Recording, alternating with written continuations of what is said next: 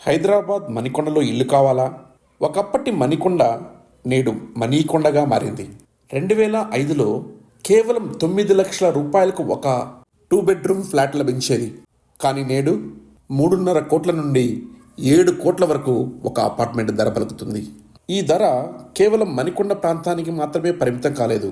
హైదరాబాద్ చుట్టుపక్కల ఇదే పరిస్థితి. ఇప్పటికీ లక్షల మందికి ఇల్లు కావాల్సి ఉన్నా వారికి అందుబాటులో ధరలు లేవు. ఒక సగటు ఉద్యోగి జీవితాంతం సంపాదించిన ₹1 కోటి కూడబెట్టలేని పరిస్థితి. ఓవైపు పిల్లలను చదివించుకోవాలి, మరోవైపు సంసారం సాగదీయాలి. ఈ పరిస్థితులలో సగటు వ్యక్తికి సొంతిల్లు ఒక కలగా మిగిలింది. పొరుగు రాష్ట్రాలతో పోలిస్తే హైదరాబాద్లో జీవించడం చాలా సులభం. ఎందుకంటే ప్రతి ఒక్కటి అందుబాటు ధరలో ఉండేవి. కానీ నేడు ఆ పరిస్థితి లేదు. మరి ఈ పరిస్థితి హైదరాబాద్కు ఎందుకు దాపురించినట్టు? కొన్ని విశ్లేషణల ప్రకారం హైదరాబాద్ నగరంలో సాఫ్ట్వేర్ అమాంతంగా పెరగడం, తదనుగుణంగా ఉత్తర భారతదేశం నుంచి ఎక్కువ మొత్తంలో వలసలు రావడం, వారు అత్యధిక ధరలకు ఇల్లు కొనడంతో అమాంతంగా రేట్లు పెరిగాయి.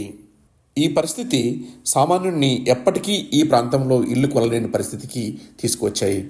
మార్కెట్ పరిస్థితి ఇలాగే ఉంటుందని భ్రమించిన కొందరు బిల్డర్లు మరిన్ని అపార్ట్మెంట్లు నిర్మించడం, ఎక్కువ రేటుకు స్థలాలు కొనడం, అపార్ట్మెంట్లు నిర్మించడం, తదనుగుణంగా అపార్ట్మెంట్ ధర కూడా అమాంతంగా పెరగడం మరియు బిల్డర్లు ఎక్కువ లాభాన్ని ఆశించడం కూడా ఇందుకు ఒక కారణం.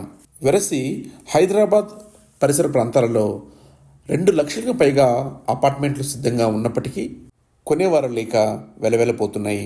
కొందరు చిన్న బిల్డర్లు అడపాదడపా చిన్న అపార్ట్మెంట్లు నిర్మిస్తున్నప్పటికీ అందులో కూడా ₹1 కోటి తక్కువలో ఫ్లాట్ లభించట్లేదు.